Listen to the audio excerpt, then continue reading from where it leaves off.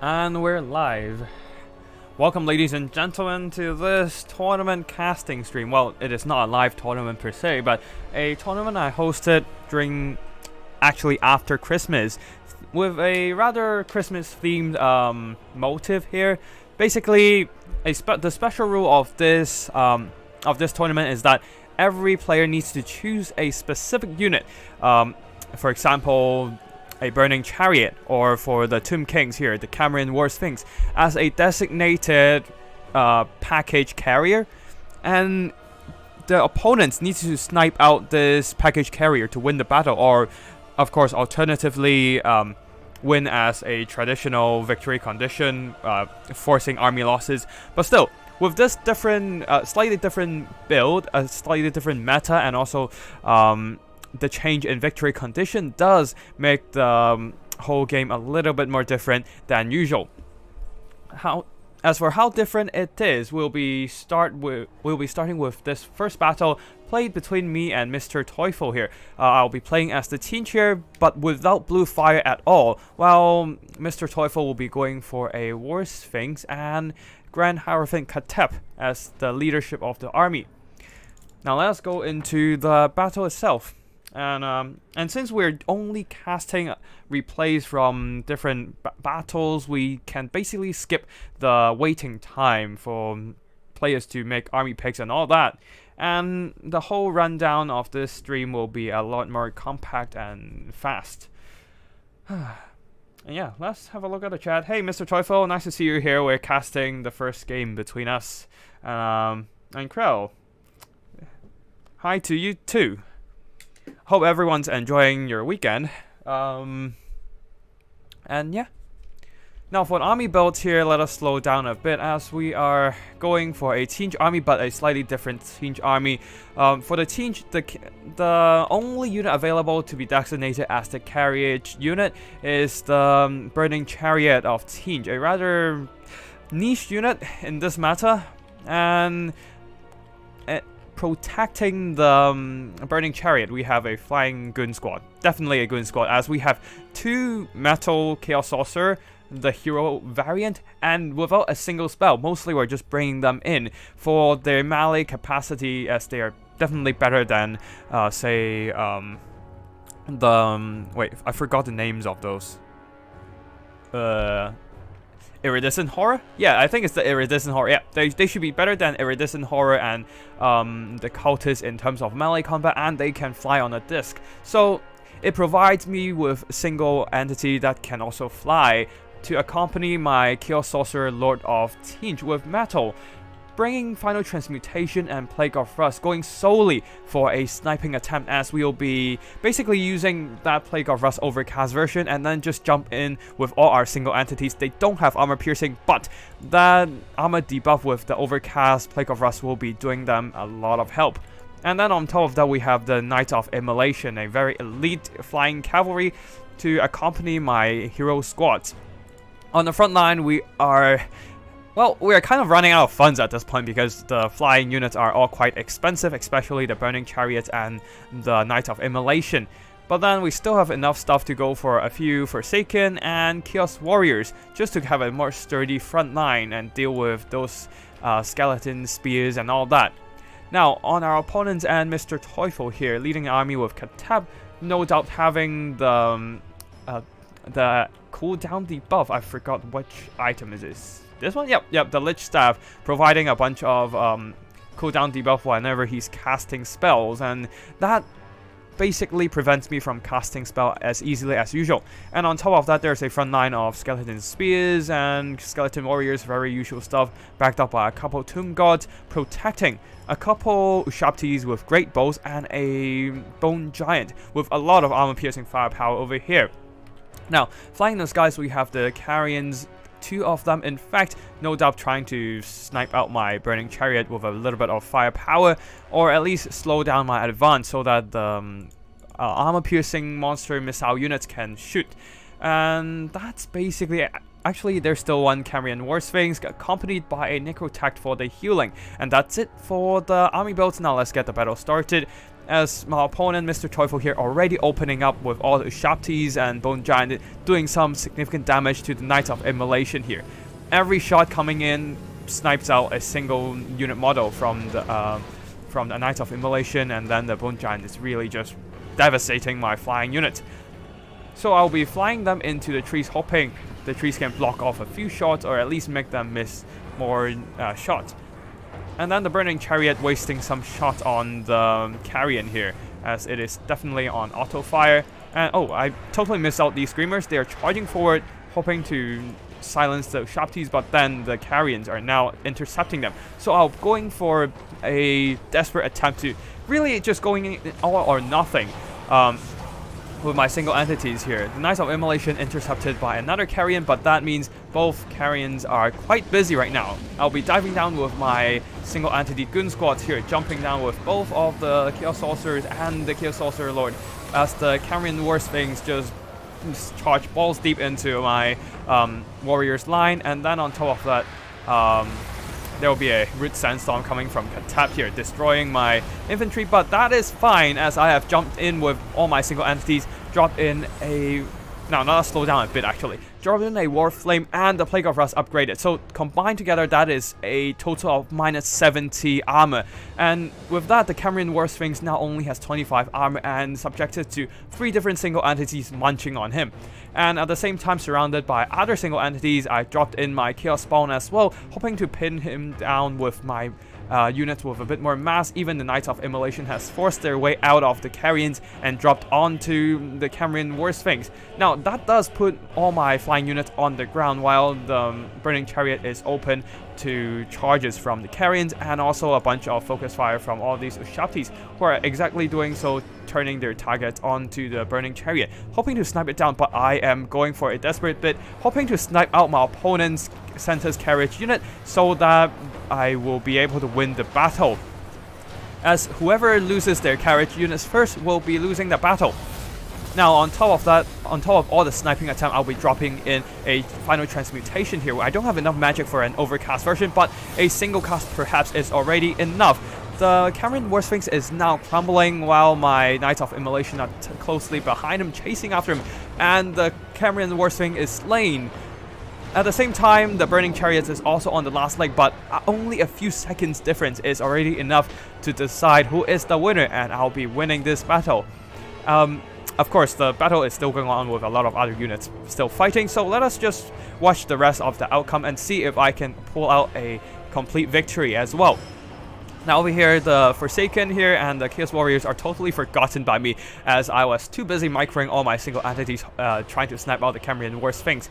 And, well, right now with all the, infantry kind of just staying there not doing anything, the Ushabtis are just free to fire at my expensive units, the Knights of Immolation, not able to get out a single bombardment, since the Lich Staff is just, shutting down their cooldown, preventing them from dropping that ability, and they'll be completely eliminated. Another Sandstorm comes in from Katap, wreaking havoc among my Chaos Warriors line here. Skeletons taking some friendly fire, but, their skeletons not really matters. It doesn't really matter anyways. And then here is the Chaos Sorcerers dropping in, hoping to shut down the Bone Giant here. Plague of Rust upgraded, allowing my units to do a little bit more damage to the Bone Giant with the 80 armor, now down to 20 instead. And let's see, there's some Tomb Gods with halberds surrounding my Chaos Sorcerer with metal, so I'll be dropping in the bombardment and blasting away some of the Tomb Gods with halberds. Over here, the Necrotech not doing a whole lot here. I'm pretty sure he tried to drop in a healing for the Cameron War Sphinx, but then the burnt effect from the warp flames of the Burning Chariot did limit the healing and allowed me to snipe out the the Tomb King's construct. Anyways, one of my Chaos Sorcerer is running out of HP, and my Chaos Sorcerer Lord is also taking a lot of damage from the focus fire. Now, they are not exactly the greatest melee combatant, to be fair, so it is very expected that, they're getting wrecked in melee combat. Now, Knights of Immolation coming back, hoping to drop another ability, but it seems that their cooldown is not done yet, and you need to engage them in melee to recharge their ability, unfortunately. Yeah. So they weren't in melee long enough, and they just got shot out, shot into pieces from the skies. So the Tomb Gods will be fighting through all these Forsaken, and my Chaos Sorcerer Lord, the Forsaken, will be chasing down the Ushaptis, but balance of power is definitely against me, as the Ushaptis and Bone Giants are still very, very healthy, and well, my Chaos Sorcerer Lord is on the verge of routing, having only, I don't know how much shields he has, but 78 damage shield. Okay, yeah, that's not even enough hit to block a shot from the Ushaptis. Yeah.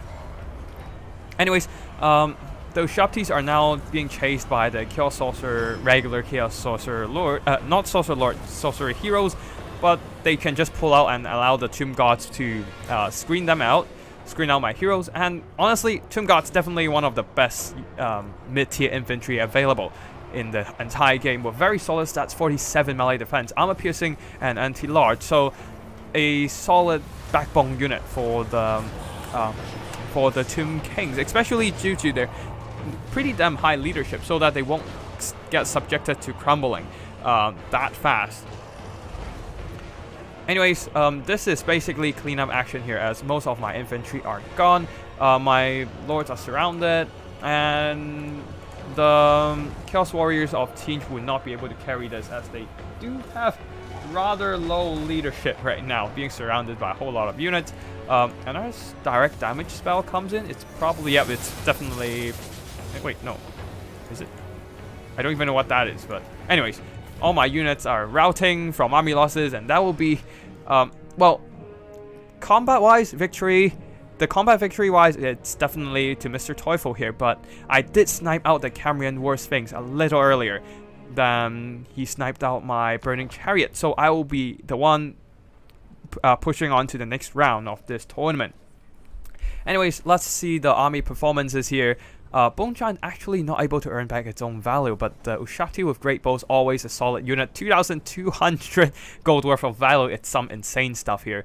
The rest of the army not doing a whole lot. Actually, the Tomb Guards were doing quite a bit, but the rest are just chaff units. But really, in the end, it's just Carriage unit who has their Carriage unit sniped out first will be the one losing the battle. And yeah, despite the Burning Chariot getting sniped, not doing a whole lot here. The armor debuff and single entity plus the Knights of Immolation Gunning was able to do its job. I do think that Tomb Kings would have had this one if not for the Cambrian War Sphinx charging way too far into my lines. The charge animation here really being a problem for the Tomb Kings, for particularly saving the Cambrian War Sphinx. And that's it for the first battle of the tournament, and we'll go in for a second tournament battle between me and Saber's Ragnum. We had a match earlier in one of Cool Umbrella's tournament, streamed on Human Boy Yes Yes channel, but I totally got wrecked in that match because I picked Wood Elves and my opponent picked Dwarves, a very signature pick for him, since he's one of the only, if not the only, dwarf main remaining in the entire meta, in the entire competitive multiplayer scene. So army build here, I'll be going for a similar approach, but with a little bit different Chaos Chariots of Tinge and a front line of Forsaken mixed in with Marauders. And then we also have some Furies in the skies, probably trying to intercept the and silence the Dwarven missiles.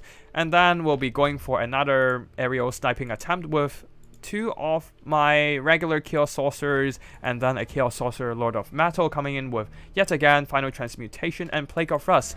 On the far side here, Burning Chariot, he'll be hanging back, probably trying to save up his HP and prevent being sniped out by a whole lot of these missiles. Triple cannons, the Dwarven defensive geometry of miners, an interesting formation here, going for a little bit of protruding formation over here, so that when I assume that's what I'm thinking is that units will be charging in onto these slanted units, and so these these horizontal deployed units, these miners, can actually have their blasting charges covering their formations, covering the front line. These guys as well, they can just cover the other front line and throw in those explosive charges. Anyways, I have gone all in to attempt that sniping attempt again with the Plague of Rust here, but that also means that my main army will be slightly weaker than normal. So let's see if I can actually snipe out my opponent here, as their carriage unit is the gyrocopters with brimstone guns. Now Hero Core, a very notorious trio here. Gotrek with Felix, plus Floric Iron Brow, backed up by some Quarrelers and a couple Slayers. On the flanks there are some Dwarf Warriors to protect from any flanking charges.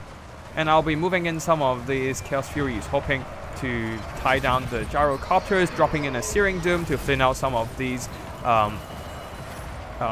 Quarrelers.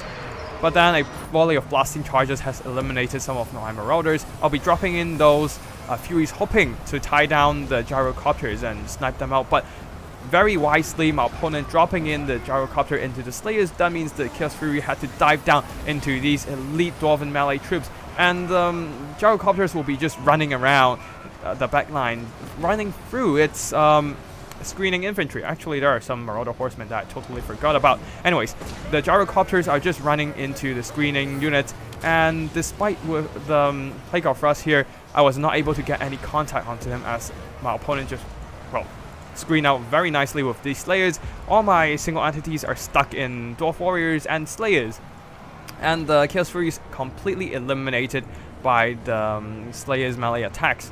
And the Gyrocopters are almost untouched at all. As for the front line here, there is no front line whatsoever, since most of my units are just crumbling to the explosive charges due to their light armor, and the cannons are just shooting out on my Marauders horsemen. Now there is still this one Burning Chariot trying to burn down my opponent's infantry and all that, but that's not gonna matter much. Chariot's not doing a whole lot since they kind of suck in this current meta.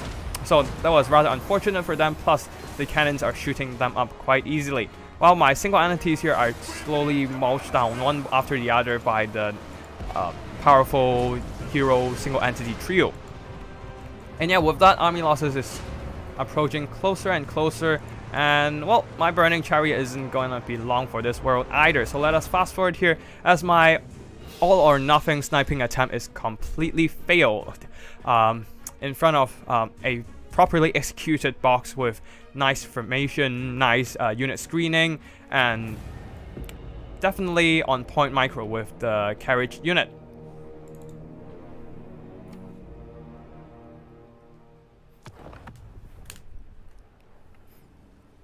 But yeah, I do think that in this tournament format, the blue fire would have been a better choice here, but, well, it's always blue fire, so what's the point of that, right? Like, it's not fun. Plus, it's gonna be like a super long kiting thing, and I totally don't want to do that. So, I don't have the patience for that kind of long kiting, so that is going to be it. With a 70 armor debuff from the Overcast Plague of Rust, plus the Warp Flame effect from the Burning Chariot, I was able to snipe out the Cambrian War Sphinx, but definitely not the Gyrocopters today, with the nice mobility, the flying mobility with these flying machines from the Dawi. So, army performance-wise, the Burning Chariot burned down quite a few Dwarf infantry, but that's about it, not even able to earn back its own value. While the rest of my units, they basically got wrecked by all the Dawis and explosive charges, melee attacks, and all that, especially Thorix, the Rune of Doom. It's a powerful ability for sure, giving the Dwarf units a lot more damaging potential. And yeah. The single entities, once they get surrounded by the Slayers and the single entities of the Dwarves, all of them having armor piercing, yeah, their armor isn't gonna help them much here. Slayers did some good damage surrounding my single entities and cut down all those Chaos Furies, and the rest of the army didn't really do much. It's mostly the Slayers and the single entities here, doing some nice damage to my army, while I was not able to do too much to the dwarves, allowing them to crush me in terms of balance of power. And that's basically my entire run for this tournament. Now we can move on to other players here. The next player up will be Dealbolt with his Vampire Army versus Strat Games Beastman. Before that, I'm just gonna drink some water here, because it's talking that much is gonna make me thirsty.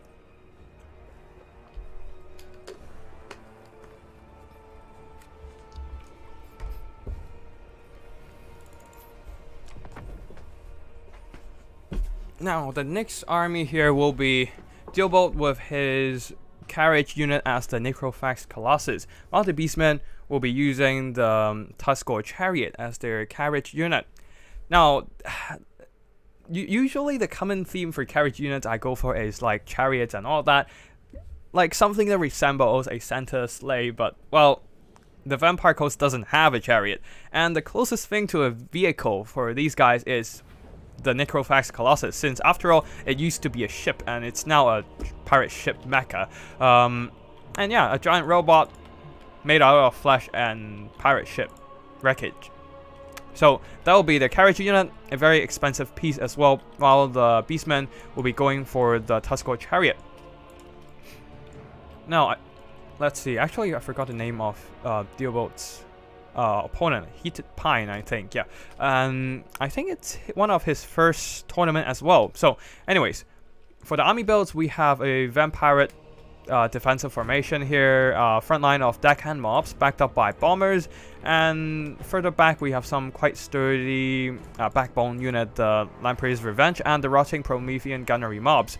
Further back, one unit of Depth Guards and a couple zombie pirate deckhand mobs. Leading the army, we have, well, Aranessa Salt Spite, a rather interesting choice. I do like her with her attacking animation, and I do think that the melee blob, the buffs she can give to surrounding units is very useful. And on top of that, Gunnery White, as well as a Vampire Fleet Captain of Vampire's lore, with Vampire's magic with healing and the Drowned Dead summons. And if the Death Gods can fight on top of Aranessa Salt Spite, then yeah, they will be juiced up massively by his melee buffs, including, let's see, I forgot it. All hands ahoy. Yep. All hands hoy. Hoy. Shit. I thought it's called all hands ahoy. Never mind. Just basically providing a bunch of weapon damage buff, and then on top of that, we have this bonus versus large +8 and melee attack +5, Kraken's Bane. Now, for the Beastmen here, Heated Pine with a bunch of Centicles with great weapons, throwing axes, a single Brave Shaman of Shadows, and the Vorbergland Brute Mother, Regiment of Renowned Gerber's Life with the Mortis Engine effective. A rather rare pick to the battle. Leading the army, we have Torox the Brassbull, and there's a bunch of Goreherds rushing forward through the cover of trees, hoping to mitigate that incoming artillery firepower from the Necrophax Colossus. There's also, of course, the Carriage unit, the Tuskor Chariot, and let us have a look at the magic here. We have Pit of Shades, Okan's Mind Razor, possibly for that magical attacks to deal with Sirens, and yeah, that, oh, Penumbral Pendulum. Anyways, let's get the battle started. And yes, Krell, whoever lost their carriage first is going to be the loser of the battle. And yeah, it is a rather... This battle format is more like a balance between utilizing the carriage unit to attack and also protecting it. Sometimes it is better to just keep them out of the battle, but then sometimes with an expensive unit out of play, you might be fighting in a disadvantage. So you need to get that balance out. Anyways, it seems that the Goreherds are now charging forward, but they are overlapping their formations, maximizing the damage from these pirate deckhand mobs. Definitely a mistake on Heated Pine's end, while the Centicles charging straight into the zombie pirate deckhand mobs, not exactly the greatest use for them, especially after they have taken so much damage from the firepower of the Necrophax Colossus, blasting away multiple models every single time. And then there are some Centaurs with throwing axes chugging in those throwing axes into the zombie pirate deca mobs. Well, they probably should start focusing down the Necrophax Colossus and the Lamprey's Revenge, but I assume they're on the auto fire mode right now, so unfortunately they are shooting at a chaff unit, wasting a whole bunch of their ammo, while the Brute Mother has charged in, slowly draining the health of their surrounding units here, but Death Guard surrounding it, doing some massive damage to the Brute Mother, while the Gore Herds are taking forever to cut down these pirate deca mobs, unfortunately. Now with Lamprey's Revenge surrounding the Brute Mother is in massive trouble, since she cannot do a lot of damage to these Lamprey's Revenge with their nice melee defense at 59, while the Brute Mother will be taking point-blank shots from all these shotguns of the Lamprey's Revenge, while the summoned zombie pirate gunnery mob are also shooting the lightly armored, not lightly armored, but medium armored Brute Mother. And on all flanks, the zombie pirate front line is kind of collapsing, but the major powerhouse of this entire army is still very healthy, with the Aranessa Salt Spike trio just grinding through all kinds of melee units, and now especially catching the Brave Shaman. Definitely doing some massive damage to the Beastman caster. There was a Pit of Shades attempted to this blob, but then the Brave Shaman routed, and unfortunately that was a failed cast. Well, over here, Centaurs with throwing axes are now caught by a whole bunch of zombie pirate deca mobs. I do think that for newer players, it is quite advisable for them to turn on skirmish mode, because sometimes you just can't react to some kind of pursuit coming out of nowhere, and then your skirmish units get caught, and unfortunately will not do too much. Well, if you have them on skirmish mode, they will just kind of move away. Of course, it doesn't allow you too much of control over the unit, but it is better than definitely getting the unit caught and destroyed. But then as you improve your micro and all that, you can start turning off that skirmish mode so that you have more control over the unit itself. Anyways, over here, Centaurs with throwing axes are trying to do some skirmish battle against the Lamprey's Revenge, but the shotguns are definitely doing some damage to their units, while there's only Torok's Brass Bull surrounded by armor-piercing units, especially with their anti-large buff from Aranessa Salt Spike. Even the regular... Wait, are they?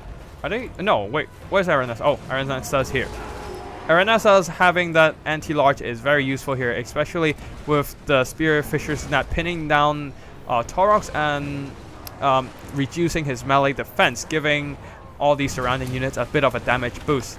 Combined with all those shotguns from the Lamprey's, not the Lamprey's Revenge, but the regular Rotten Promethean mobs, well, the Torox the Brass Bull is gone. The Brute Mother will also follow suit soon if there are some shots firing into the unit.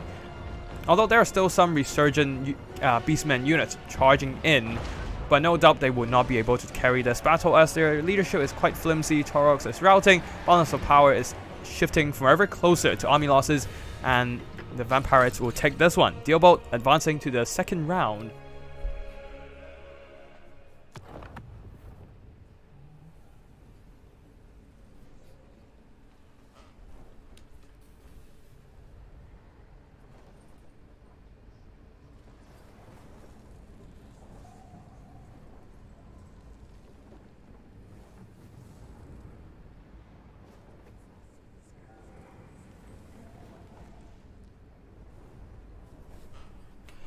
Alright, so let's have a look at the army performances here.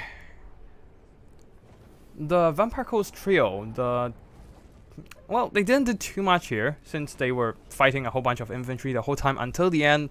They're cutting down Brave Shaman and Torox the Brass Bull, but other than that, Necrophax Colossus shooting down the skirmishers with the firepower, and then the gunnery mob, always a solid unit with their shotguns blasting away any units that dare to get close. Bombers did some okay damage, not particularly amazing, but against the light armored Gore Herds, their explosives can do quite a bit of damage. The other units not doing much here, but Death Guards, a solid unit for sure with their own healing and solid melee stats, combined with the buffs from Aranessa Salt Spike and all that. Yeah, quite solid damage. I don't think they earn back their value, but almost there as well. And also they still have a lot of HP left. Now for Heated Pine, the Beastman army, I do think that the Broodmother isn't the best pick here. You want to overwhelm the Vampire Missile line with numbers, and just a lot of numbers, really.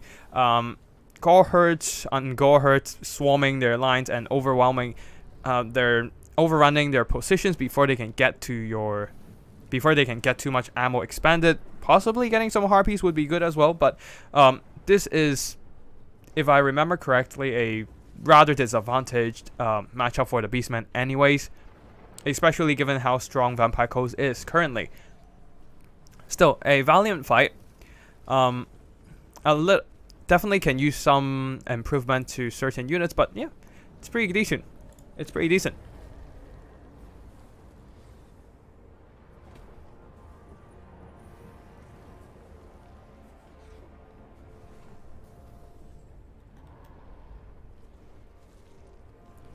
The Broodmother animations are so good. I actually didn't pay attention to it.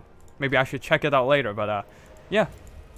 I do say that the artwork is definitely top tier for a strategy game in Total Warhammer. They do put a lot of effort in there. I'm not sure about the multiplayer balancing though, but just from artwork wise, the animation, the unit models, definitely solid. And also the map lighting and all that in the third game is also pretty decent. A lot more improved compared to game 2. Krell, I manually control skirmish cap until things get hectic, and then bail out and hit skirmish mode. I just turn them on in the beginning, because I'm lazy. Of course, that means that sometimes my units get caught and all that, but whatever. Okay, second game of Dealbolt here. Vampirates versus Norska. Norska played by Strat Games. And yeah, the Carriage unit for Strat Games will be Wolfric the Wanderer. Oh, did I say the Beastmen were controlled by Strat Games? Yeah, I totally mistaken at the beginning of the battle cast. Anyways, Strat Games playing as the Norscan here, playing as with the War Mammoth as the Carriage unit. Now, originally in the rules, I said that, well, actually, you know what? We can talk about it later. Let's just watch this battle first, and we'll talk about just a very, very minor rule breach. Really, doesn't really matter in this game. Basically, let's check out the. Let's check out the army composition first, with double rotten Promethean gunneries on Dealbolt side, and then one of them, of course, the Lamprey's Revenge, and then at the back the zombie pirate deckhand mobs with pole arms, a couple gunnery mobs with bombers, and then a front line of deckhand mobs to delay enemy advance. Leading the army, Count Noctilus, at the back gunnery white, and a Necrofax Colossus. Count Noctilus here bringing the Wraith Storm, the Moon Dial for more zombie summons, Invocation of Nahek, and Drown Dead Summon. So basically getting a shit ton of summons, really.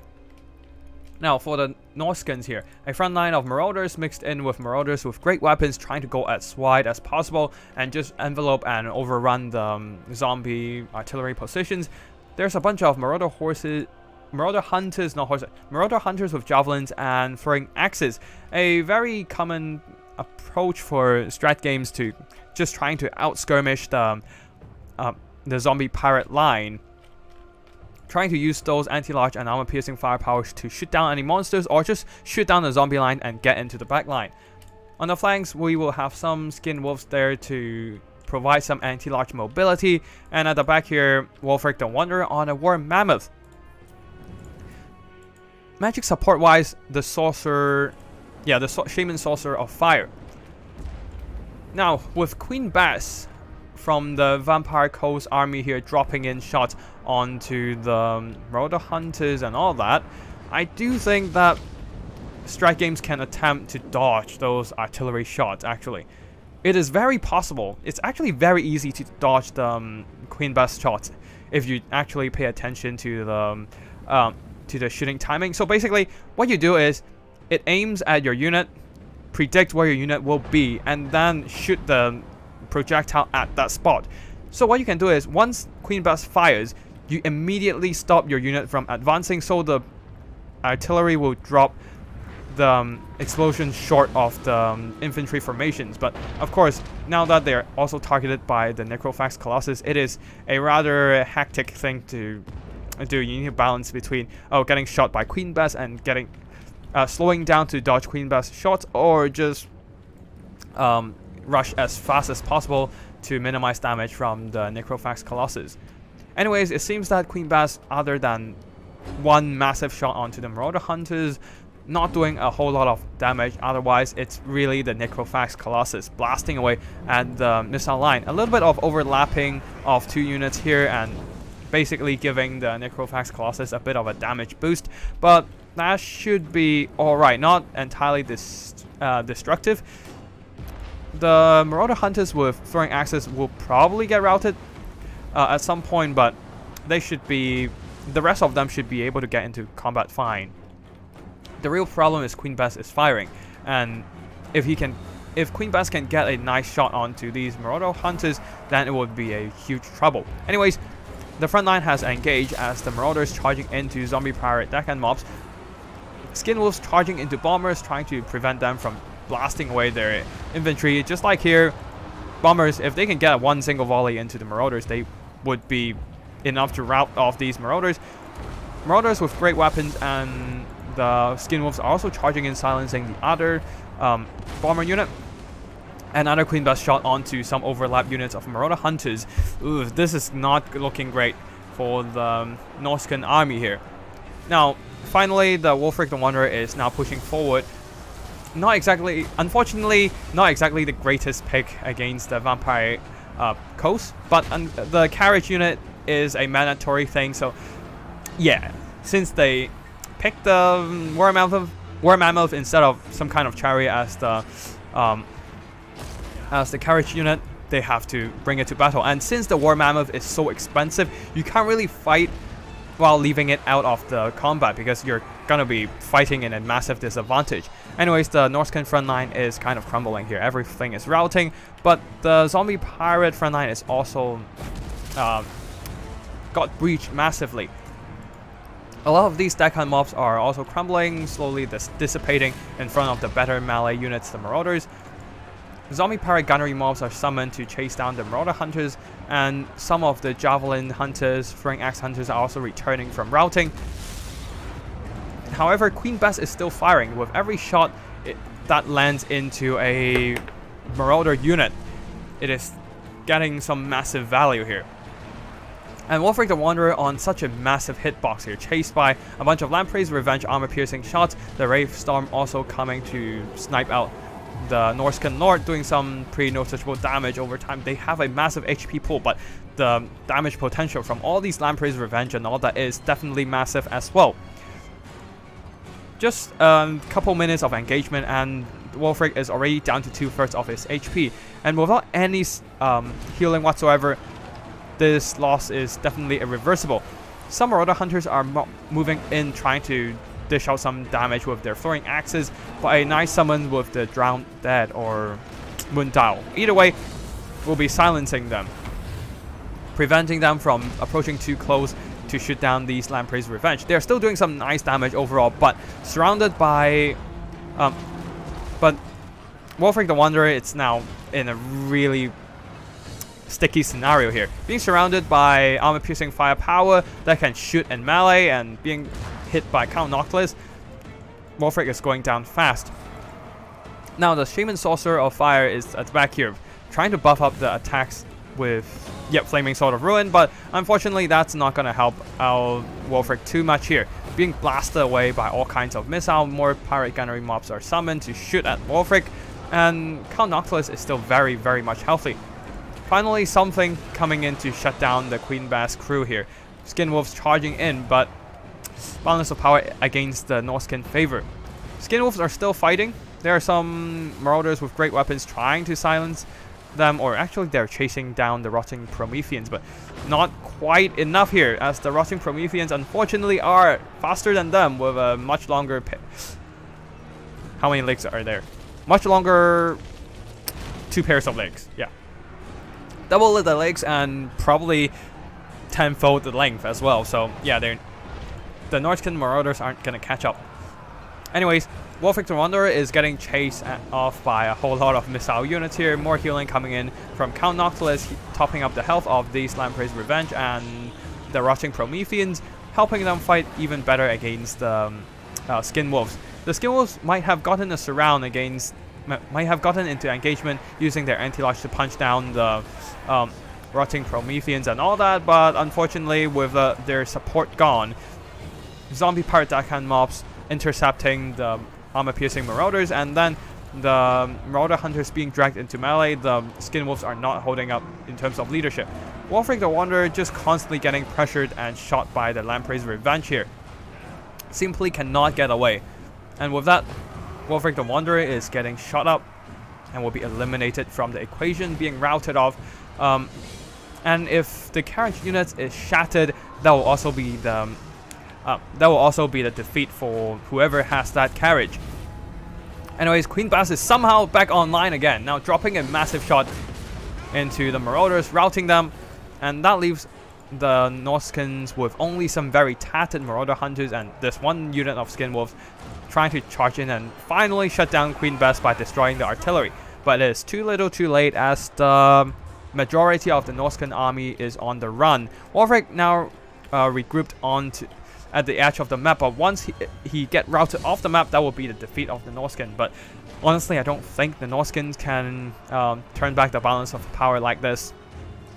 The Lamprey's Revenge still have some healing to go, while the Necrophax Colossus here is having more than half health. A pretty strong presence in this kind of late game here, with only some tattered Marauder Hunter units trying to dish out some damage against the Lamprey's Revenge. Yeah, nothing to stop these Lamprey's Revenge from charging straight into the Marauder Hunters and routing them with fear or terror.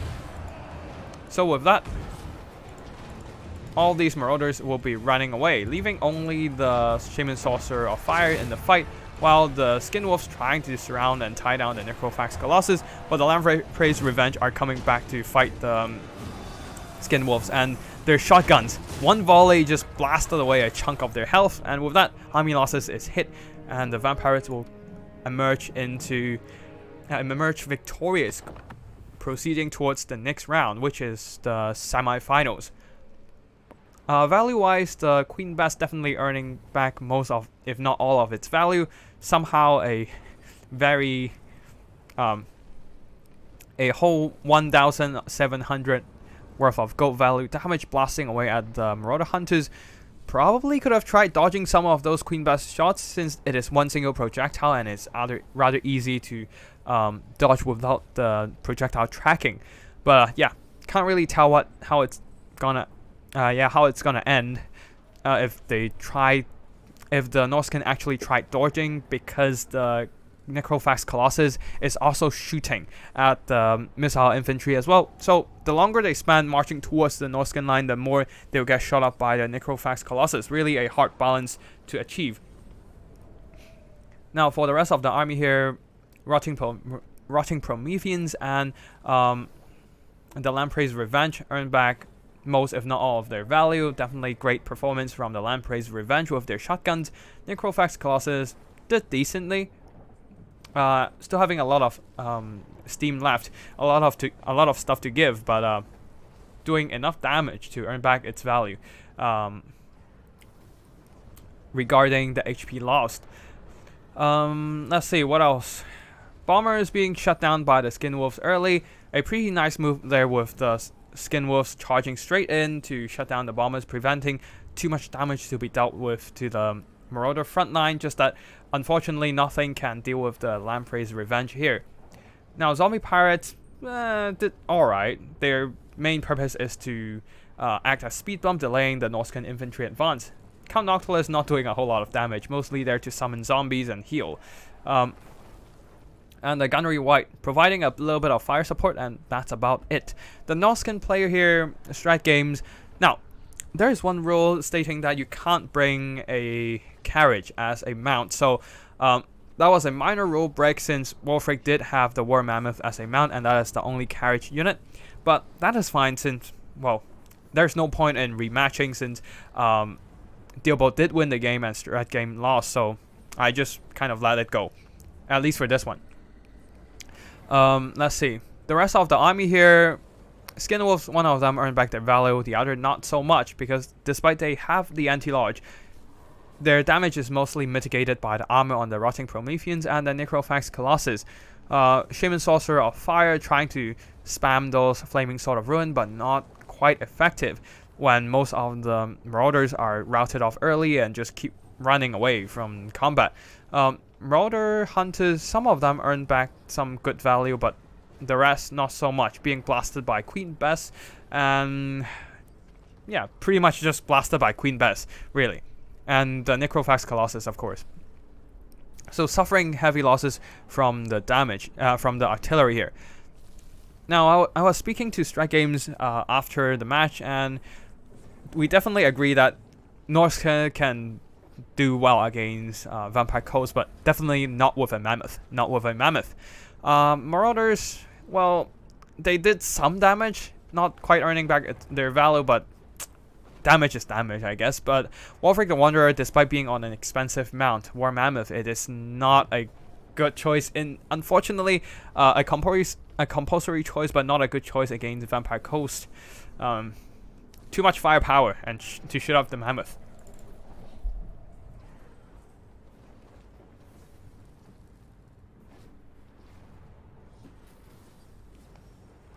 Krell, Doomsage, unfortunately Doomsage did not enter the tournament, so we are not having a lot of Dooms here. But yeah, Coast is definitely a strong faction in this current meta. Now with the first two games with Dealbolt done, let's go into the Berserk. Another player sending in a bunch of replays, but this time going for the meta pick of the meta picks, the Cathay here. Now, the Cathay's only carriage unit is the Wuxing War Compass. Now, retrospectively, I probably should have... No, probably not. Oh, I've actually thought whether the Sky Lantern and Sky Junk can be picked for the carriage unit, but I decided to go against it because some factions doesn't exactly have strong aerial presence, and yeah, having an aerial unit like that would... for Cathay might be a bit too much, but anyways. Army builds. This is... Wait, shit. I actually forgot who picked... Give me a second. Oh, yeah. I actually forgot who picked Lizardman. Anyways, General Eisenberg picking Lizardman with the Thunderous one as the carriage unit. And yet another rare pick, pretty interesting, and we'll see how it does in this battle with Red Crested Skinks at the backline, frontline, regular skink cohort, probably trying to use their armor piercing to cut through the Jade Warrior frontline. Now, Cathay, a very standard Cathay box here with a lot of Peasant Long Spears and Jade Warriors buffed up by Harmony, and in the sky there is a single Sky Junk. And on the flanks we have some Chameleon Skinks. Some of them are already spotted by the peasant horses and are now being ran down. Unfortunately for General Eisenberg, more Jade Lancers is also approaching to run them down, so yeah, and those skinks are toast. While the main formation, we have a Dragon-Blooded Shugengan Lord leading with Magic of Yang, with Dragon's Breath and Jade Shield. Interesting. Not exactly the most common spell cast choice, but we'll see what happens here. Also, we have the Alchemist bringing nothing but the Alchemist Elixir of Iron Skin to provide a little bit more armor, possibly on the Peasant Long Spears to basically help them hold off the Lizardman advance a little bit longer. And yeah, other than that, also he's brought for the Mastery of Elemental Wind, providing a bit more spell mastery. And let's see, Wuxing War Compass with, standard stuff: Celestial Comet and Celestial Lightning. And that's about it.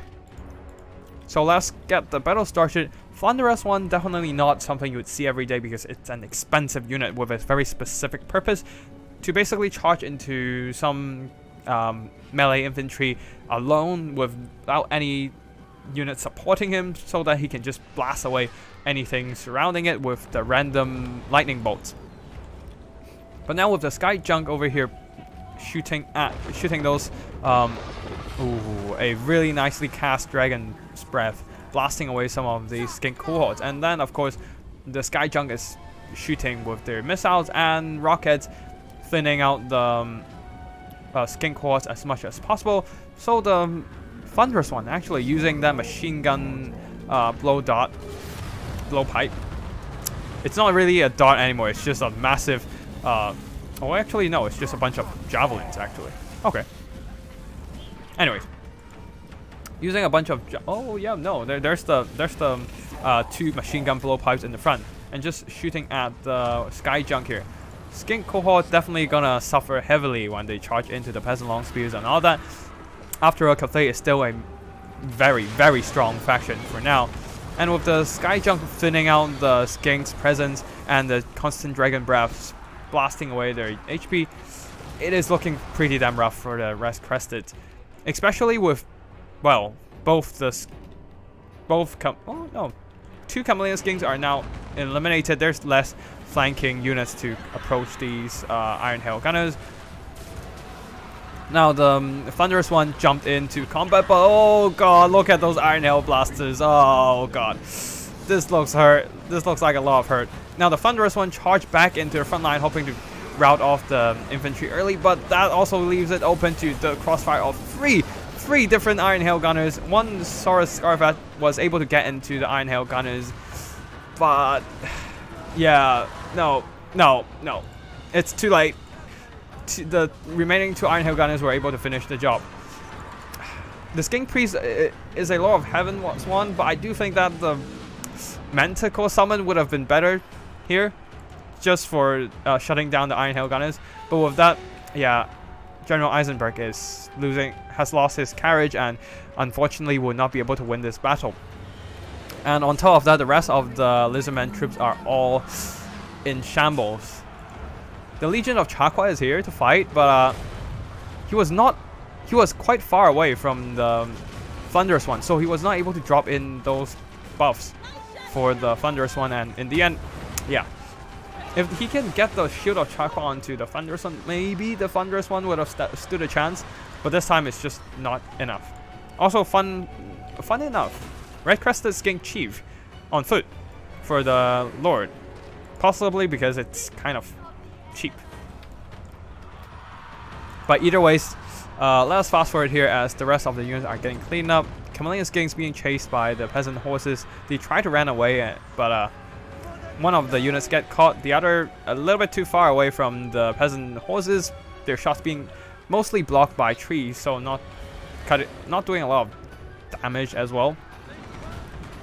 The Red Crested Skink Chief does manage to shut down the Alchemist, but that's just the Anarchist. And oh my god, the Iron Hail Gunners! A full volley just cut. Oh, looks so much like so much hurt, man. Anyways, Red Crested Skink getting into the Iron Hail Gunners, silencing them, but it's too late. Even then, the Shugen Ganlord just charged straight back in and just stomps the Lizardman leader, and that will be the victory of Cathay.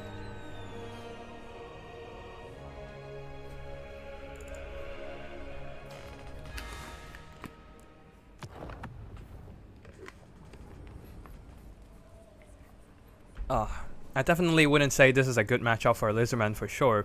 I don't know, but I feel like Lizardman is rather weak in this current meta, with too much armor-piercing fire or anti-large and all that.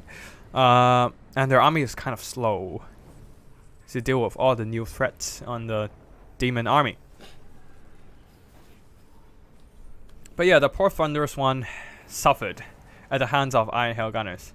Other than that, oh, I totally forgot to highlight the Righteous Lances. I don't even remember what they have been doing. Possibly just chasing down Chameleon Skinks and running them down and all that. Sky Junk does some good damage. got a lot of kills somehow, but the rest of the front line is just like standing still. The rest of the Cathay front line is just standing still, holding firm against all the skinks. They simply do not have the stats to punch through all these Cathay troops effectively once they receive the harmony buff and the formation attack. And the Thunderous one, it has great potential, but without anything to effectively shut down the Iron Hail Gunners and whatever artillery that the Cathay army brings, and I don't see the giant monsters have any use in this matchup, unfortunately. And Iron Hail Gunners, as expected, did amazingly with their armor-piercing firepower. The only problem they have is that their range is kind of short, but well, that's not a big problem here. And on top of that, the extra reload speed from the harmony does benefit them massively. Anyways, let's go into the 6th battle of the series, where Berserk will be fighting Lunacy. And as you can see here, Lunacy is going for a very, very meta army with a single chariot as their carriage unit. And well, we have some anti-large meta unit, the Hellstriders, while Berserk is going for another spam of all these Iron Hail Gunners and a single Wuxing War Compass with a very traditional Jade Warriors plus Peasant Long Spear infantry line, combined with some Jade Lances to counteract any Chaos mobility. So let's fast forward here as we... Oh, actually no, we need to talk about the Chaos build first. With a lot of dogs, a couple Hellstriders, a front line of Berserkers and regular Marauders. Some Forsaken are flanking the front line. And yeah, more mobility here. A single Manticore in the sky and Chaos Chariot holding at the back. Be'lakor flying as well. And that's about it for army builds. Let's see. Spellcasting department.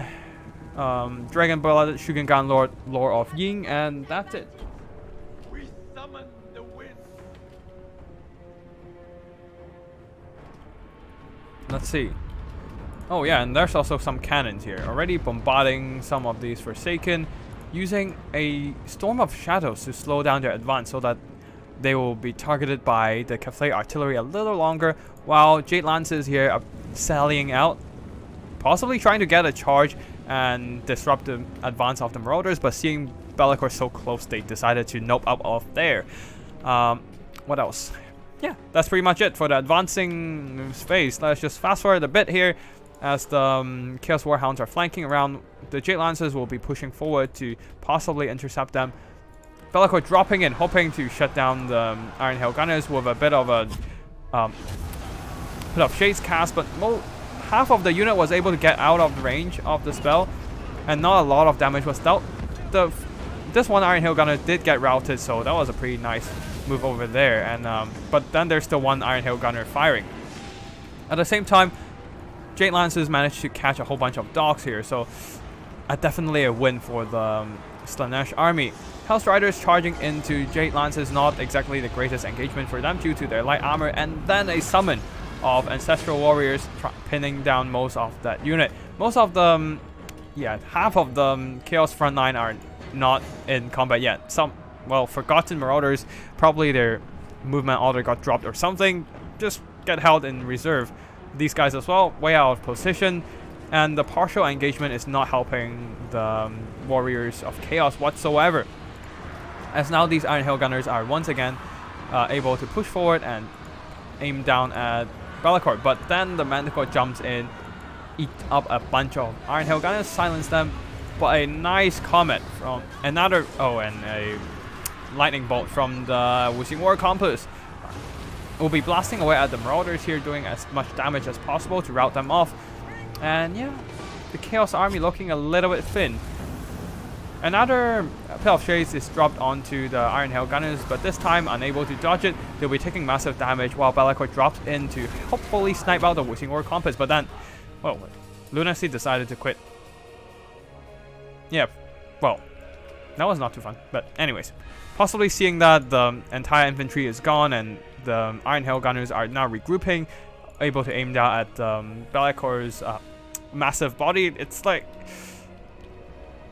I think the Warriors of Chaos just see no way out of this one to win, and decided to be done with it. Krell took the Thunderous one 2 minutes to reach the battle line and got blasted for 40 seconds. Yep. Unfortunately, that was not exactly amazing for the wait, what is it called again?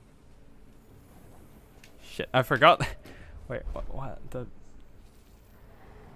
Okay, there's the Bastiladon, there's the Carnosaur, and I forgot the name of the dinosaur. Anyways, we can talk about it later. Now let's have a look at the army performances here. Not much to say really.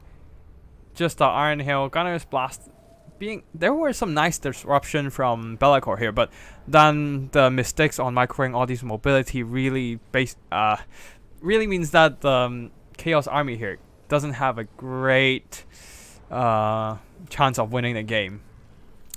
And Berserk definitely has a nice micro with the Jade Lances. They're intercepting all kinds of light mobility. And in the end, the Chaos Chariot was held all the way back in reserve to prevent it being shot up by the Grand Cannon. And yeah. Yeah, Lunacy decided to just call it a day because, well, all the mobility is gone. The front line was in shambles, being routed and all that. And Berserk holding a real nice tight cafe formation, preventing the Chaos from overwhelming the missile lines.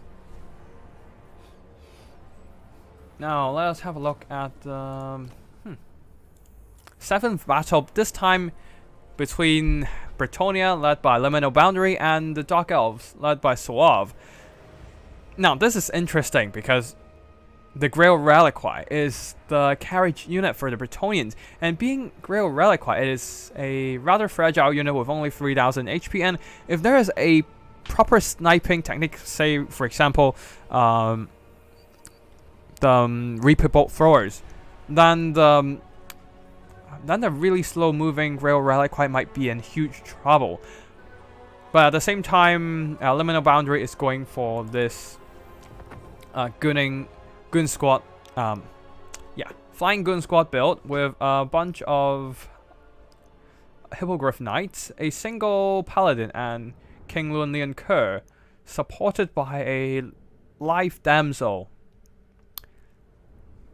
Let's see whether this can help Liminal Boundary pull out on top, as the opponent's carriage is this one single Scourge Runner chariot. Now before we start the battle, I'm just gonna drink some more water.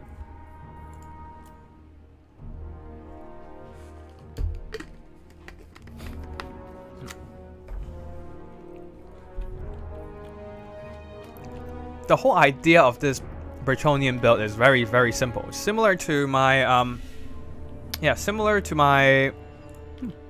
Barted Steed. Anyways, similar to my Siege build with a bunch of Chaos Sorcerer and Sorcerer Lord.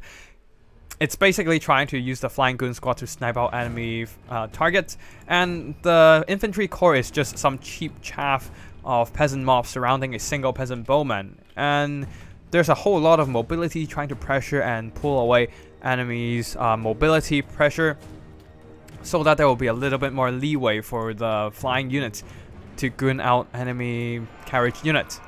Anyways, for the battle, Knights Errands, and a single Companions of Canal, and of course the Grail Reliquary sitting in the middle of the peasant box. Over here, Koan Knights will be sallying forward with the support of Dread Spears and pin down the Knight Errant. But without the Cold One Knights protecting, being kind of a position here, being kind of out of position, being blocked by the rock. Okay, let's go slow here. Being blocked by the rock, the Cold One Knights were kind of going for a weird way to around the rock to chase after the Knight Errant. And that allows the Knights Errant to catch this one single Scourge Runner chariot, which is a huge problem as the rest of the Flying Goon Squads are just jumping in with the Paladin on Pegasus, King Lonely Kerr on Beaky, and these Royal Hippogriff Knights. Managing to surround these unsupported Scourge Runners, the Koan Knights are trying to rush into support with some firepower of the Dark Riders, chipping away the health of all these units. But oh god, look at the damage on the Scourge Runners. The Sword of Corona is active, debuffing that armor and melee defense on the Scourge Runners, and they're taking massive damage from the armor piercing as well as the non-armor piercing damage of these paladins. Armor piercing from the hippogriffs for sure. The Knights Errant are now routed, terrified by something. What? Wait, what? There's no terror for...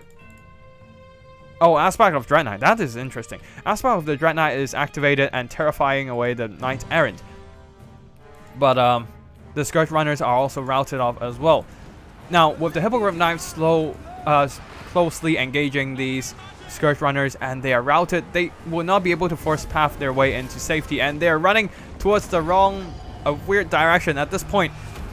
Being chased after... Oh, so close to the white line. Now that's a major problem here. Because once they route off the white line, the Dark Elves will be losing the game, as the Santa Carriage unit will not be coming back for sure. And there goes the Scourge Runners. Yep. And that's the victory for the Bretonnians. Now, of course, let's see how long the... Oh, yeah. Well, with the Carriage unit lost, there's not much to say, really. But a nice catch with the Bretonnian Flying Goon Squads and the Knights Errant. Definitely a position mistake with the Koan Knights over here, as... Yeah, they were... What I assume is that the Knights Errant were here, so the Koan Knights are charging forward this way, trying to intercept the Knights Errant, but the Knights Errant is just pushing to the other side of the map where the Scourge Runners are, and as the Scourge Runners pull back, Knights Errant push forward, the Koan Knights are being dragged towards the longer way round to catch up with the Knights Errant, and that basically cost the Dark Elves the game, without anything to protect the Scourge Runners, with everything out of position. Yeah, that's pretty much it. Like, the Grail Reliquary somehow got 1 gold worth of damage. Yeah, well, to be fair, the peasant did start engaging melee combat, but then there's not much point of engaging otherwise when your, like, the key engagement is happening right around the Scourge Runners. Now, and then we move on to another game with a second round of Liminal Boundary versus Cool Umbrella with Nurgle. Now, Nurgle, their carriage unit would be the Chaos Chariots of Nurgle, and Bretonnia will remain with the Grail Reliquary.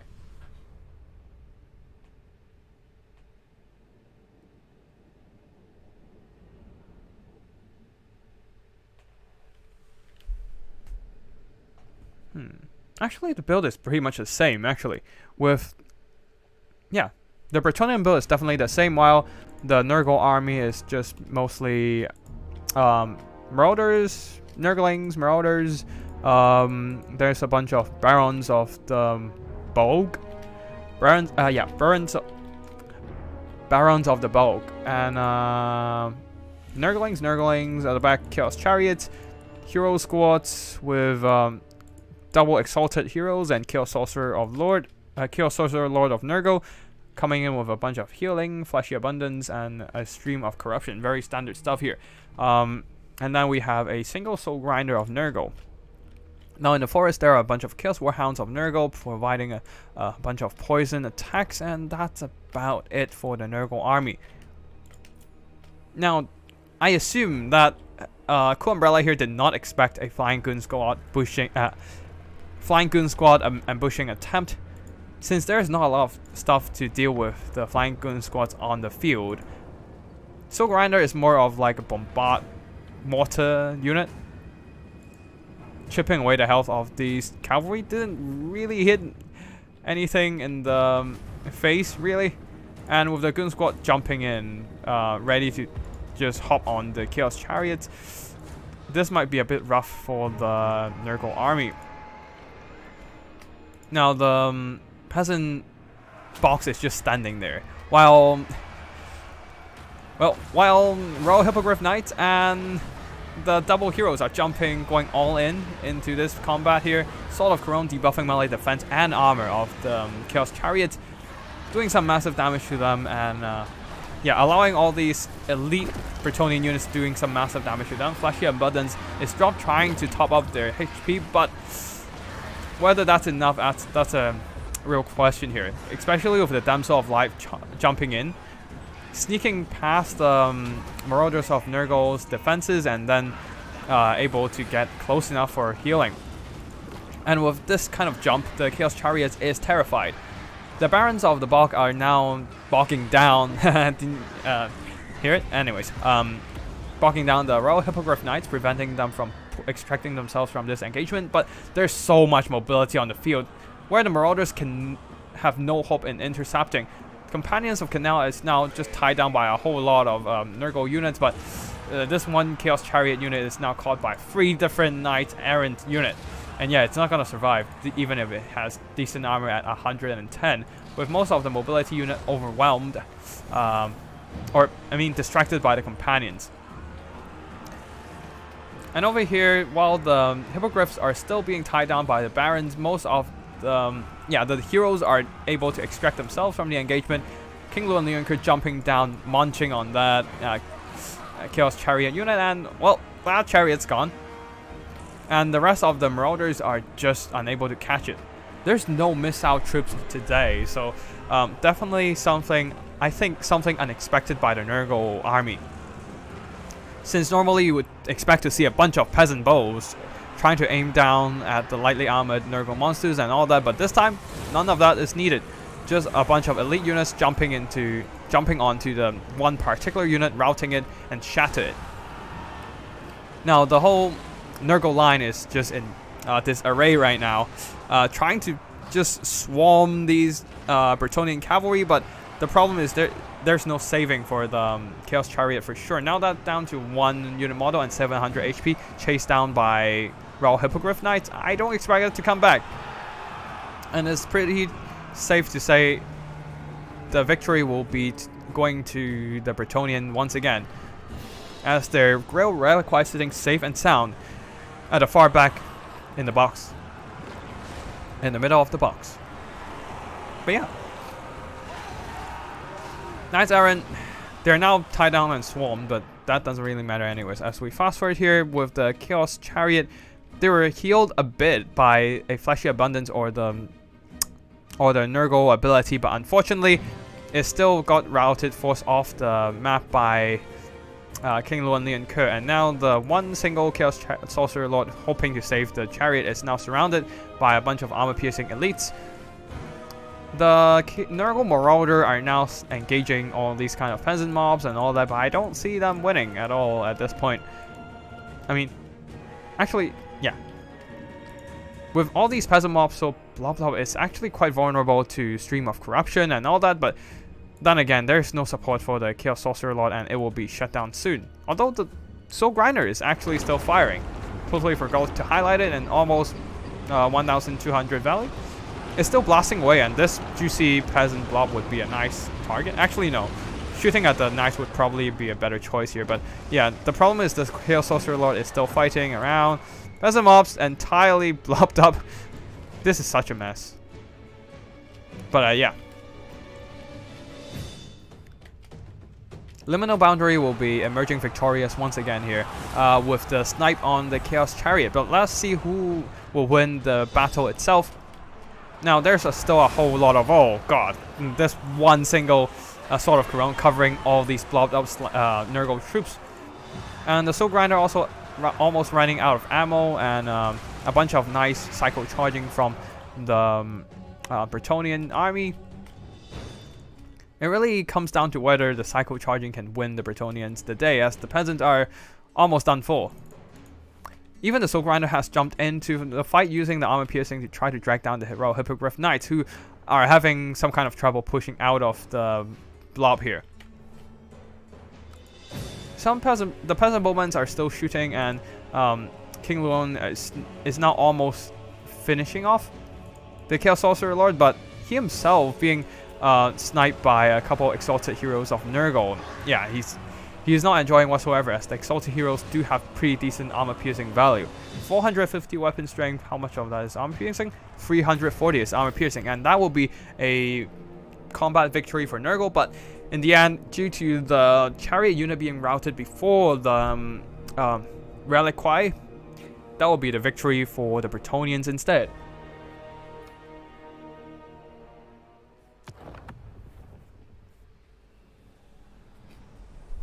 So yeah, army performances wise, it's really coming down to King Luan and the Royal Hippogriff Knights sniping out the chariots, sniping out these Nurgle chariots. The rest of the mobility here also serve the same purpose here, to chase down the chariots and just snipe it out as soon as possible. And because of that, all the value went into the mobility and all that, and the front line just kind of crumbles due to them being peasant mobs only and not enough shooters. Not enough archers to shoot down the Nurgle frontline monsters and all that, and in the end, they got overwhelmed, and the cavalry alone cannot carry the day. But still, able to snipe out the chariots, that's enough for a win.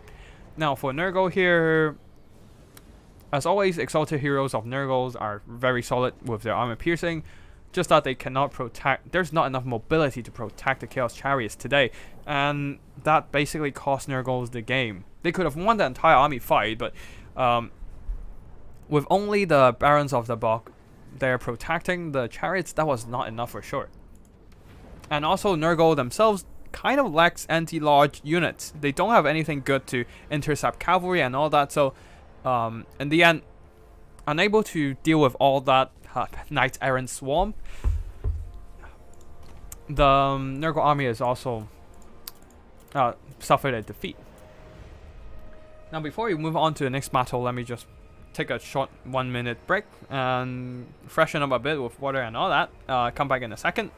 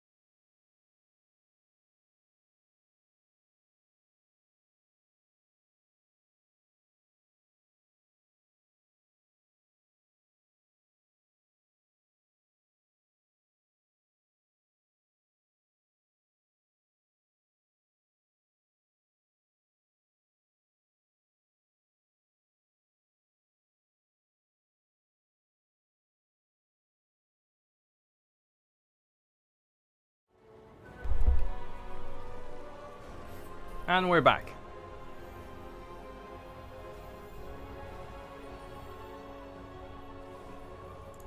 Now let's move on to the next battle between two quite meta fashion here. Berserk with the Cathay Army and Dealbolt with the... Wait, Dealbolt of Bretonia, but you're playing Vampire Coast. Anyways, Dealbolt with the Vampire Coast Army. Now,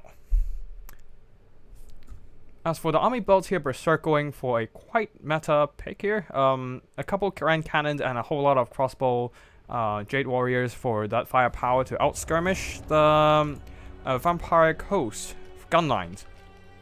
A front line of Jade Warriors to slow down zombie deckhand mobs and all that, and at the back a single Iron Hill Gunners in case there is some large monsters, while that are not able to be shut down by the Grand Cannons. And the skies a single Sky Lantern, and leading the army, where is the Lord? Some Jade Lancers in the forest, but where's the Lord? Oh yeah, all the way up in front with a dragon-blooded Shugengan Lord of Yin. And there's Ancestral Warriors, Miss Almira, a very good choice in this kind of matchup, and Cloak of Jet as well as Storm of Shadows. Now for the Vampire Coast box here, front line of Pirate Deckhand mobs protecting gunnery mobs and bombers. The black spots actually. Interesting. And then there are some Carronades and a bunch of zombie Pirate Deckhand mobs at the back. Now, the problem for both artillery faction is that there's the hill over here, blocking the direct shots for some of the artillery. For example, the Grand Cannons and all that, and the Carronades will not be able to shoot through this hill, so they need to reposition to somewhere that they can shoot. But Queen Bess does not have this kind of issue and will be able to shoot around, shoot over the hills. Anyways, for the mobility side, for the Cathay Army, a bunch of Peasant Horsemen Vanguard deployed, but I don't think they can get through this kind of box just yet, unless the protection are kind of thinned out. Anyways, both armies are kind of just maneuvering their army, trying to get a better firing position, and so we'll be fast forwarding a bit.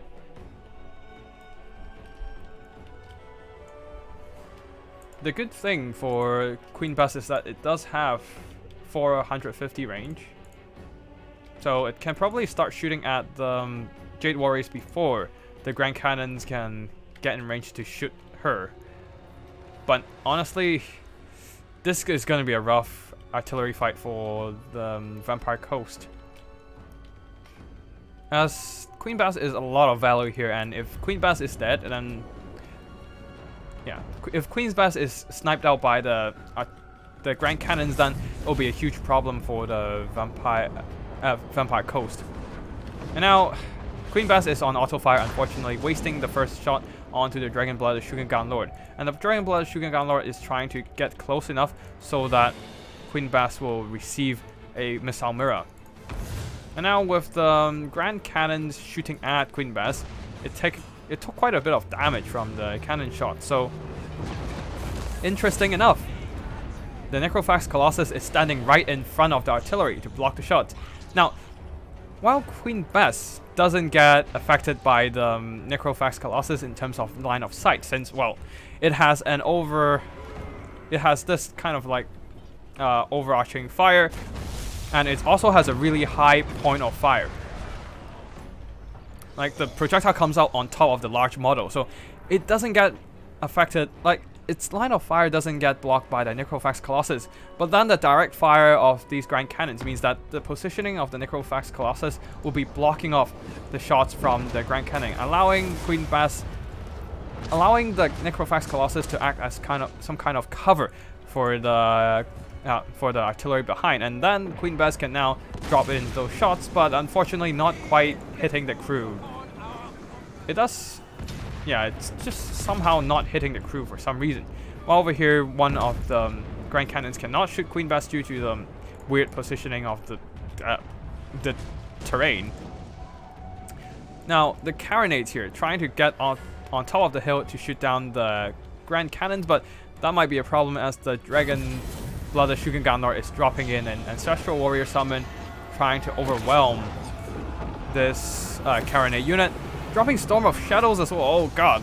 Okay, using Storm of Shadows to intercept that, to shut down the Ancestral Warrior spell, and then slow down the Carronades and then dropping in the Ancestral Warriors. A very nice use of spells there, using the spell cancellation to their own advantage.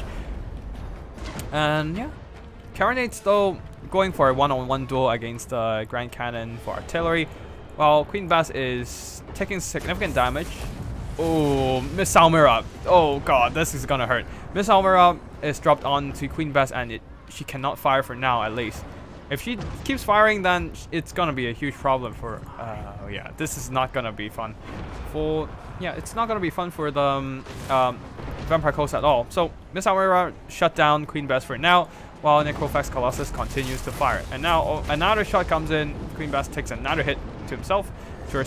Though fortunately, the damage to the artillery model isn't that much, since Queen Bess mostly rely on the artillery explosive damage.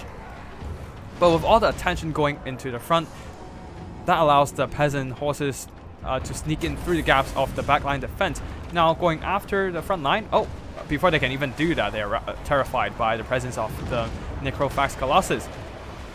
Either ways, things are not looking too good for the Vampire Coast army, as the Necrophax Colossus has taken significant damage, while the Grand Cannon here is still having 4 models left on this unit. And where's the other unit? The other unit still having 1 model, mostly sniped out by the Carronades. I do feel that a better choice would be just going full on Carronade spam and go for an artillery duel against the Grand Cannons of Cathay, but oh well. Anyways, Queen Bess continues to shoot, dropping in shots onto, this time, still the Grand Cannon crew. And the Grand Cannon crew will have a massive leadership debuff after all that damage, but the Cathay front line is still going to be very, very threatening to the... Yeah. Very, very threatening to the Vampire Coast army.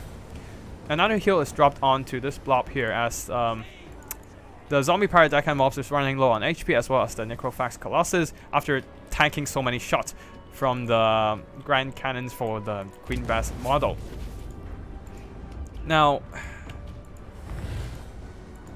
the Zombie Pirate Gunnery mob with their bombers will be positioning on the left of Queen Bess, hopefully to screen out any enemy unit for the artillery, while the Carronades will be moving up, hoping to get some side shots onto the peasant long spear unit, while the Iron Hail Gunners are slowly approaching forward. Grand Cannon unit, interesting use of choice here. Cloak of Jet trying to basically hide the Grand Cannon, but somehow there's still one single Queen Bess shot onto this Grand Cannon unit. There's still 1 model of Grand Cannon left, 2 models of Grand Cannons left over here, and now the frontline engagement has begun. The Zombie Pirate Deckhand mob is not pushing up far enough, and that allows the Jade Warriors with crossbows move close enough to start shooting at the black spots, which is a mistake on Dealbot's side for sure. Zombie Pirate Deckhand mob got summoned trying to drag down the Jade Warriors, but they do have heavy armor and they can just simply run away from the sluggish zombies. Over here, Black Spots is almost getting finished by a combination of crossbow bolts and a Celestial Comet. And Queen Bess has run out of ammo, which is a horrible, horrible news for the Vampirates, as they just simply do not have stuff to deal with all these Jade Warriors with crossbows. Black Spots definitely getting wrecked by all these crossbow bolts, and the Necrophax Colossus is running low on HP. Well, the Necrophax Colossus really is the only hope to deal with the crossbows, but the Grand Cannons are still firing and slowly chipping away its health. Zombie Pirates moving up forward, and yeah, they're not able to do too much here. They're dragging down some of these Jade Warriors with crossbows, but they're gonna be gone soon, and they can just come back after routing. Let's see what happens. Zombie Pirate Deckhand mob still positioning at the back, hoping to screen away enemy mobility, but the front line wise, Zombie Pirates are not holding up well whatsoever, especially with Cathay army that is buffed by Harmony. And with that, there's not much the Vampirates can do to win the game. Even the Necrophax Colossus is wavering in terms of leadership, and yeah, victory will goes to the Cafe army once again.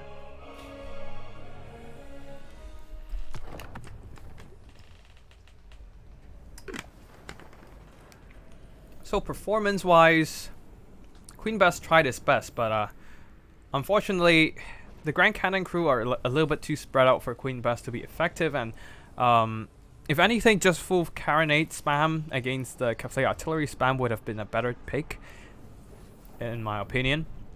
You can't really bring bats in this matchup, but well, unfortunately that there's not a lot vampires can do otherwise to deal with this kind of spam, this kind of artillery fight. The rest of the army, Jade Warriors, one of them did some decent damage with their crossbows, but the rest not doing too much here. Some sneaky peasant horse flanking attempt was attempted, but in the end, just kind of got terrified the moment they got into the middle of the formation, not doing too much either. Carronades though, somehow they didn't do much. Mostly, wait, what? How? I swear the Carronades have been shooting quite hard, but they're just not doing much damage. That's weird. Is it because the damage on artillery models doesn't count or something? I swear this is probably bugged or something, but unfortunately though, the fact that Queen Bess ran out of ammo, spending all their time shooting at the Grand Cannons, means that there's not enough juice for the Queen Bess to deal with the Cafe missile infantry, and that basically left the Vampirates not a lot of options to win the game.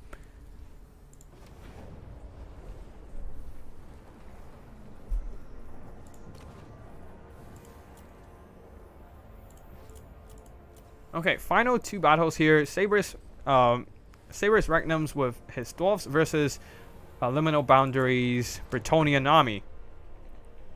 Same as before, Saber's Regnum is going for a gyrocopter with brimstone guns as the carriage, while Liminal Boundary is going for a Grail Reliquary. Builds wise, there's a lot more Slayers than before. 3 Slayers, 5 Miners. Well, guess we're seeing the box again with 2 cannons supported by the usual trio of Saber's Regnum's favorite, Felix plus Gotrek plus Thoric Iron Brow. Now for their opponent, we have a Fey Goon Squad here with the Fey and a single Paladin. I'm not seeing a third one, and a whole lot of mobility. The Questing Knights, armor piercing cavalry, probably the Bretonnians' best bet in killing dwarves. I do think that, I do think that Foot Squires would have been a better choice now that they're cheaper, but we'll see. Now we have a front line of peasant mobs and also a lot more questing knights and knights errant on the other flank. Actually, all of them are knights errant on this flank. One of them, the defenders of Fleur de Lys. And yeah, let's get the battle started as both armies are just kind of marching forward, trying to get each other into engagement range, while the Grail Reliquary is just hidden in the forest way away from the main army. Since it is only 300 gold cost, so even if it isn't engaging in melee combat, it's not really a big issue. Especially when the dwarves don't have a lot of fear or terror. There's only the fear from Rune of Doom from Thoric, so the immune to psychology buff isn't exactly needed in this matchup. So, as we fast forward, and the Bretonnians very, very cautiously closing in to the dwarf lines. Oh, actually I missed out these Pegasus Knights in the skies. Probably the only thing on the field right now that can catch the gyrocopters, but that might be an issue against all these artillery from the Dwarfen army. Without anything to shut them down, they're taking just massive damage from the cannons. Every cannon shot going into these rather glass cannony cavalry is taking away a few models. Now in the front line, peasant mobs trying to charge into peasant miners, charging into miners with blasting charges going as well as you expect. Well, at the back here, yeah. Oh god, Pegasus Knights diving down into the Slayers and getting surrounded basically eliminates all these cavalry. Questing Knights trying to rear charge the miners and shut them down, but they're even charging into the Slayers as well, doing some nice impact damage. But then if they're dragged into prolonged melee combat against all these anti-large infantry, they will not have a good time, especially when they have some amazing melee attack right now with the buff from the Rune of Doom. Up to 63 melee attack, and the bonus versus large, they're taking massive damage from the engagement. While at the same time, Gyrocopters are just dumping their shots, all of them into Fey Enchantress, blasting away with their anti-large shots. Yep, their shots do have anti-large, and the Fey is taking massive damage. A Dwellers below here trying to thin out the numbers of the Dwarf Warriors, but there's not a lot of... Okay, at least the front line, the miners, are gone right now, but the companions and all that are just sitting there doing nothing, so that might be a bit slow in reacting to this breakthrough. They need to start moving on to the next target, charging down, using their mass advantage from their new improved lance formation to start running down all the remaining dwarf infantry support, as the peasants will not be able to carry this at all. But against prolonged melee combat against all these Dragonback Slayers and regular Slayers, they are taking massive damage for sure, especially the Knights Errant with less armor at 80 only. Now the good news is that all these cannons are gone, but, well, yeah.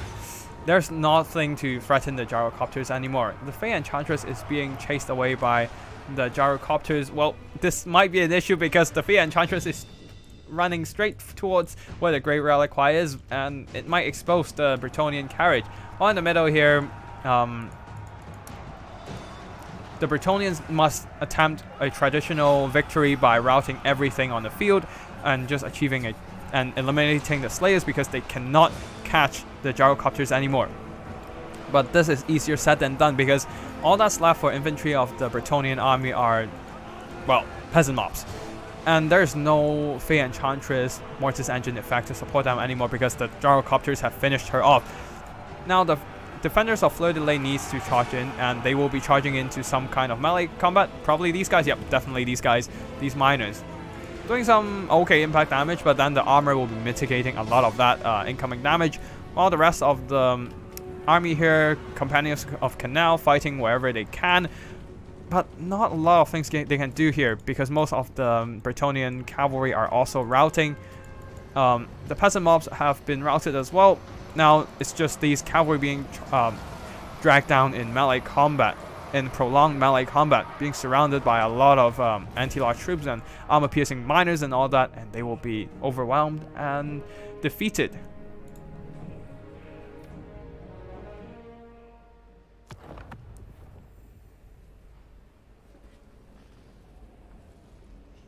And yeah, that's it.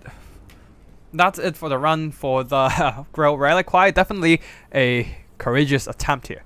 I did not expect the Grail Reliquary to get far enough. But I do say that the single entity gunning strategy was very effective here. The Grail Reliquary not a lot of HP, and I didn't expect anyone to drop healing on it.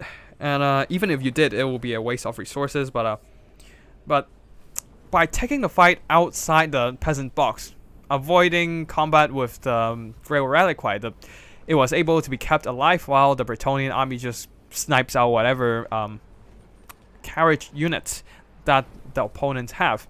And Liminal Boundary, a valiant attempt with the Bretonnians, but unfortunately ending at the semi-finals. With the dwarves here, god, 2,400 gold worth of damage on the Dragonback Slayers. This is some insane value. The other two Slayers as well also earning back some significant gold value with their damage, while the single entity is not doing too much here, as most of the work were done by the Slayers and the Gyrocopters shooting up Fey Enchantress quite effectively, using the flaming shots from the Brimstone guns to limit her healing as well. As for the miners, they can handily defeat all the peasant mobs with their armor and blasting charges, so not much to say about them. And yeah, that's it for this battle and the army performances. How long have we been streaming? Oh, we're almost on the 2-hour mark with all these battles. I do have to say that this kind of format does allows a lot smoother in terms of streaming experience. We don't have much downtime here other than I need to take a break and have a drink or anything like that. And yeah, maybe I'll do it more in the future. Though I do say that the viewership is not as good as a live tournament when everyone is around to watch the fights, but we'll see. Before that, we'll be going into the one last final battle here with 2 box factions. The Dwarves versus the Cathays. The Cathayans? Anyways. And Berserk versus Saber's Regnum. But interesting enough, Saber's Regnum is going for a Vanguard deployment approach with a lot of miners with blasting charges and ranges, some of them with the Great Weapons variant for the armor-piercing firepower. As for Berserk, still going for a rather traditional approach of Cathay here, crossbows surrounded by a whole bunch of Jade Warriors, and then Peasant Long Spears, a couple Celestial Dragon God crossbows, and is there mobility? Yeah, some mobility peasant horses for a little bit of mobility to chase down enemy routing units and all that. Wuxing War Compass deployed way at the back. Not hidden for some reason, but still, way out the back to prevent being shot by Dwarven cannons. But this time, the Dwarves did not bring any cannons, just a a massive Vanguard deployed front line and a bunch of Giant Slayers in case they need to fight a bunch of, what did you call it? A bunch of Terracotta Sentinels, as well as any armored cavalry, Longmarch Riders, and all that, and even dragons, perhaps. There's also a single peasant horse. Oh god, the Vanguard deployed over here while the gyrocopters are deployed on the ground, trying to avoid being shot by cannons, but this might be a mistake as the horses can easily catch these gyrocopters.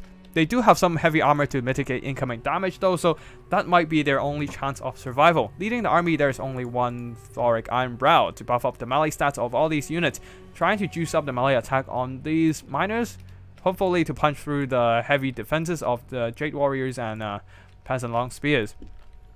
Anyways, that's it for the army boats. Let's get the battle started. Anyways, one thing to say about the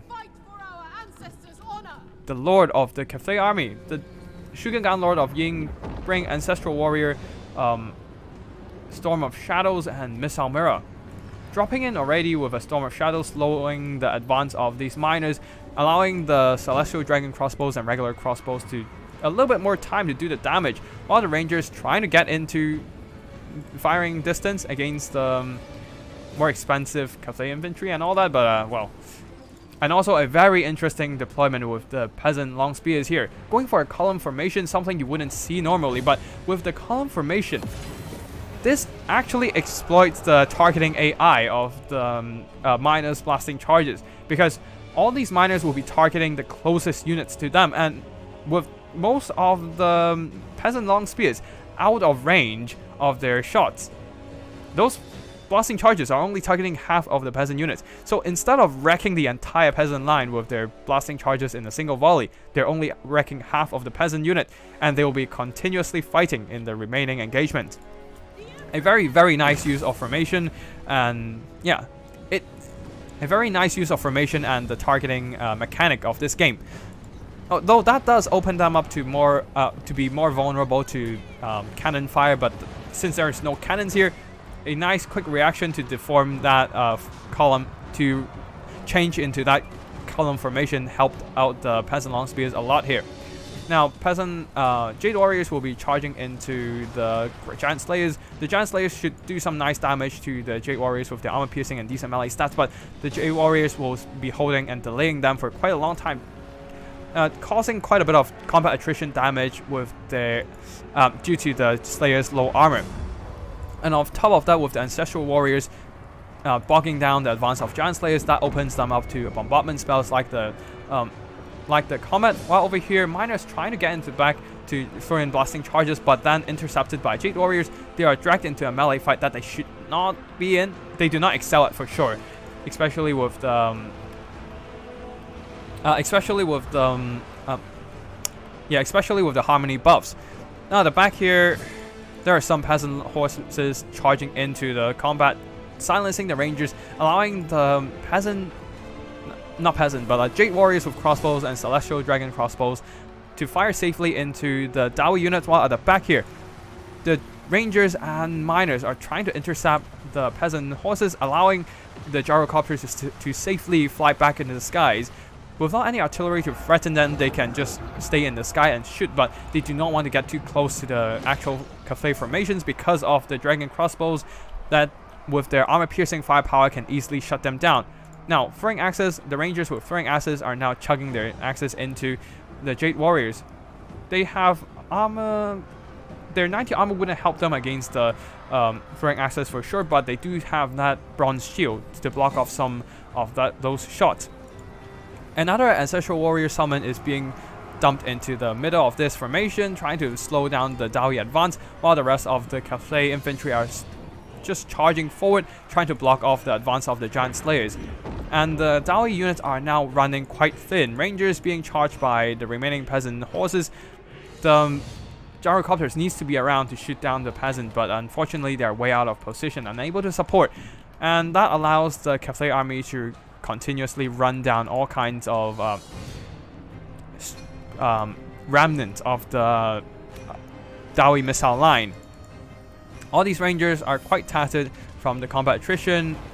A rune of Wrath and Rune is dropped onto the Jade Warriors here, doing some minor damage, but probably did more damage to their own Slayers. And honestly, I don't see a way for the... I don't really see a way for the Dwarves to pull this back, as they do not have the kind of mobility needed to snipe out the Wuxing War Compass. At the same time, the Crane Gunners, Dragon Crossbows, Jade Warrior Crossbows can all just turn around and aim down focus fire as the big bulky toilet seat of Thoric Ironbrow. And with that, army losses will slowly approach the Dwarves here, leaving only the Slayers in combat as they are unbreakable. Thoric Ironbrow is routed, and that will be the end of the Dawi, and the Cathay army will be emerging victorious, being the only one that can secure their package from Center. And yeah, that will be the end of the entire tournament, with Berserk winning the game and also winning a £10 Steam voucher, as well as a free Ogre Kingdoms DLC code. Very generously gifted by Jan Jangworth.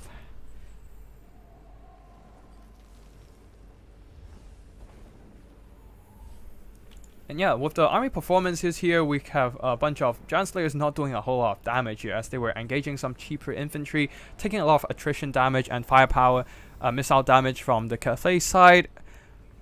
Rangers with great weapons is an interesting pick here, but with the Cathay army outranging them, they can't really do too much here, being screened out by the peasants and all that.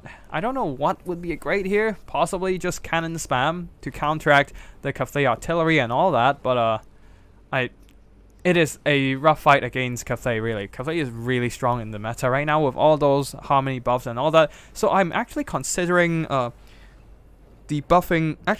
Actually, yeah, I'm considering banning Cathay in future tournaments. But we'll see in the next one and see what happens, because the next one I'm planning is a Vanguard, like a full Vanguard tournament. Everything other than the Lords and Heroes must be Vanguard deployed. Not Vanguard deployed, but must have a Vanguard quality. So... yeah, Cathay will not be able to participate in that tournament specifically, and we'll see what happens afterward. Anyways, for the rest of the army performances, this one Crane Gunners have been shooting away at the Dawi units, earning quite some value. Wuxing War Compass did some minor damage with the spells, and with all these armored Jade Warrior crossbows, the Rangers were having a hard time dealing with them.